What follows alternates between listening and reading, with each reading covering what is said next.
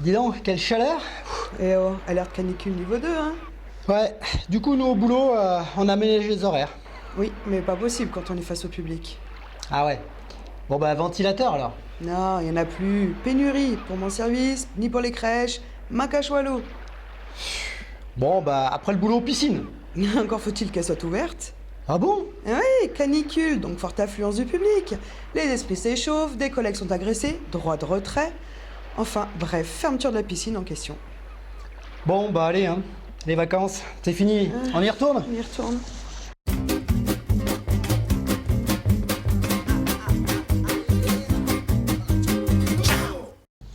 Bonjour Eva. Bonjour le frère. Eh oui, à la demande du directeur général. Non, il est plus là. Ah, pardon, il est parti.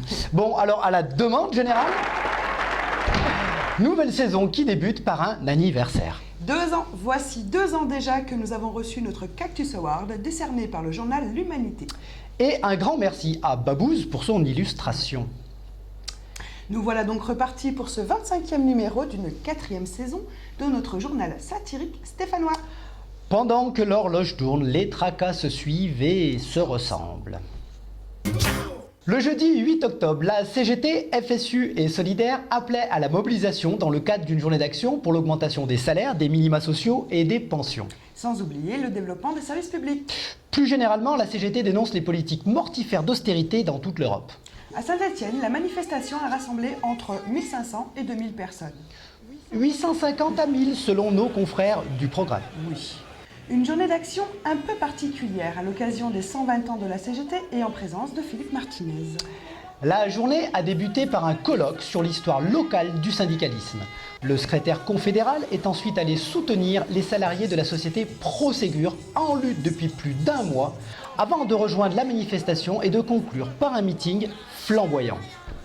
L'équipe du CGTV a pu le rencontrer pour une interview exclusive sur une revendication forte de la CGT. La réduction du temps de travail. La réduction du temps de travail, c'est la dernière mesure en France qui a permis de créer des emplois. La dernière.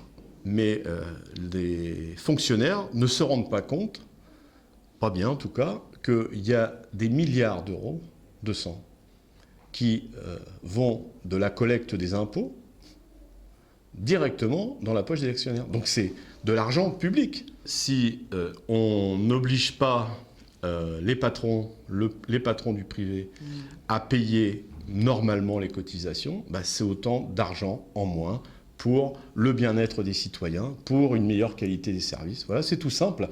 C'est des choix politiques, c'est évident, mais c'est tout simple. C'est pas très compliqué. C'est mathématique. C'est pas que mathématique, c'est politique. Merci. En marge de la manifestation, les agents des bibliothèques de Saint-Étienne se sont rassemblés à 14 h devant l'hôtel de ville. Outre la banalisation du travail du dimanche, cette ouverture se fera à moyen constant avec un risque de diminution du service public la semaine. Et sans budget pour monter des projets. Face à cette opposition, la municipalité a décidé de faire un état des lieux du fonctionnement de la médiathèque. Via un cabinet conseil. Exact, qui recensera les ressources nécessaires à la mise en place du projet de service. Lequel inclut l'ouverture du dimanche. À suivre. À suivre. Ah bah dis donc, ça fait un moment que j'attendais ça, moi. Faut reconnaître que ça fait du bien. Fais voir, toi. Bon, tu sais, elle est pas énorme. C'est vrai, tiens, il te manque un truc, non? Non, j'aimerais bien, mais non. Ben, par contre, mon blé, toi, elle est plutôt pas mal. Oh, tu sais, le plus important, c'est quand même la satisfaction du service rendu. Ouais, mais enfin là, on voit bien qu'on n'est pas dans la même catégorie. Hein. Bah, j'aurais pas cru ça, les gars. Elle est plutôt pas mal. C'est encore moi qui est la plus petite. L'égalité homme-femme, c'est pas pour demain. Bien souvent de format A4, cet unique feuillet est un écrit très explicite qui reflète l'ensemble de nos droits. Malheureusement, la lecture de ce bulletin se résume à... En bas à droite. Alors que le pratico-pratique nous oblige à connaître le montant qui sera viré sur notre compte bancaire, nous n'avons finalement qu'une donnée erronée de ce que vaut notre force de travail. Salaire direct, soit salaire brut. Salaire indirect, cotisation patronale, égale force de travail. Ce tableau Excel retranscrit par ces différentes colonnes une supercherie comptable qui laisse croire que le patron paye une part qui lui revient. Les charges patronales. Non, les cotisations patronales, découpées ainsi Assurance maladie, assurance vieillesse, allocation familiale, accident du travail, formation professionnelle. Ah, surprise, c'est un droit. C'est un droit. Prévoyance. Eh oui, bien entendu, nous trouvons d'autres infos importantes sur le bulletin d'un salarié du privé, comme cotisation à l'assurance chômage et cotisation au FNGS, au Fonds national des garanties des salaires. Enfin bref, tout est là. Lorsque les politiques et financiers parlent de charges sociales trop lourdes, ils veulent tout simplement dire « abattons ce système basé sur la répartition ». À la suite d'une enquête administrative en juin dernier, 3 agents de la direction Petite Enfance se sont vus offrir une mutation dans l'intérêt du service. Mutation forcée, bien évidemment, et largement contestée par les agents concernés. Sans parler de la méthode. Au suivant.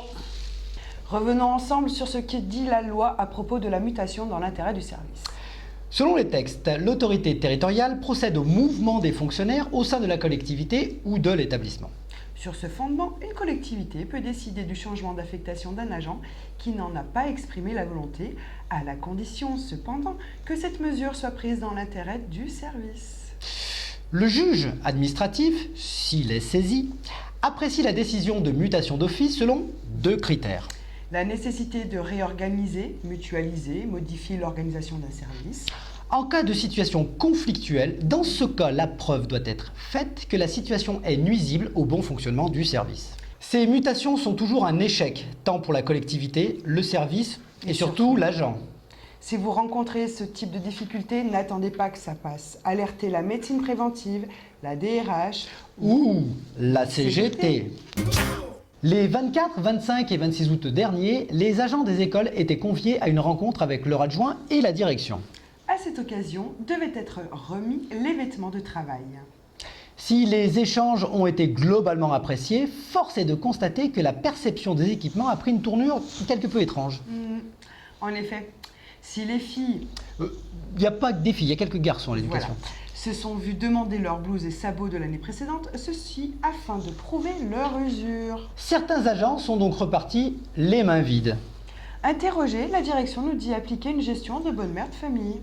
Les agents ont vécu cette situation comme dégradante et un manque de confiance évident. Ah, la confiance. Vous voulez aussi, vous, chasseur? Et je marchais comment sans chaussures? Sur les mains? Ah, c'est vrai, ça. Comment que tu veux marcher sans chaussures? Oh, merde! Qu'est-ce qu'il y a encore?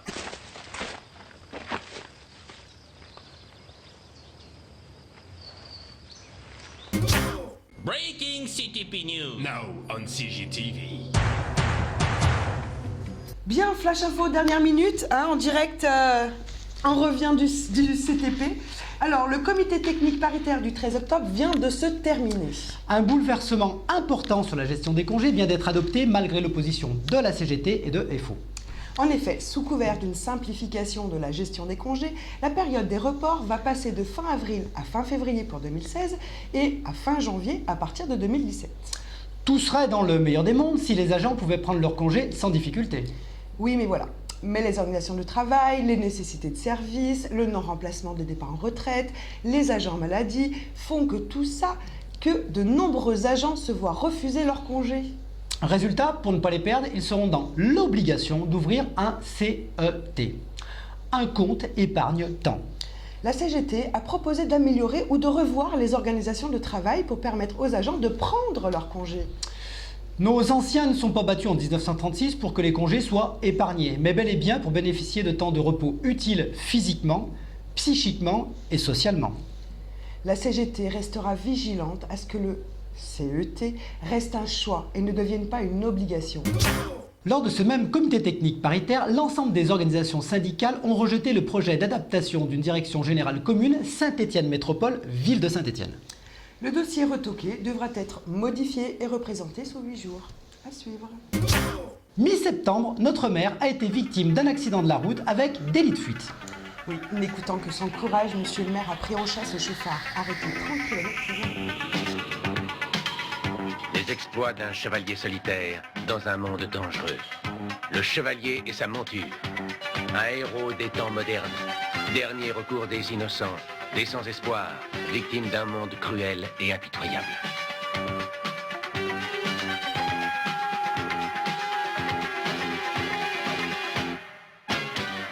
Nous comptons donc sur notre édile pour mettre autant de pugnacité à la défense de l'emploi au sein de notre collectivité. Rendez-vous au prochain numéro. Salutations fraternelles à tous les salariés en lutte, une pensée particulière pour nos collègues de Proségur et ceux d'Air France bien entendu. En attendant, Sur le net et dans la rue, la lutte continue.